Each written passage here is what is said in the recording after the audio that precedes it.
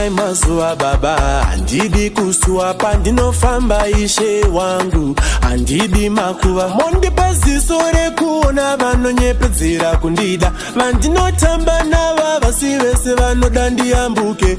Pandofamba ndaona zvakawanda, munzira dzandofamba chenesaiwo baba. Chandinokumbira mazuva ekurarama, kuvana vangu mazuva ekurarama, newe kumhuri kwako mazuva ekurarama. Baba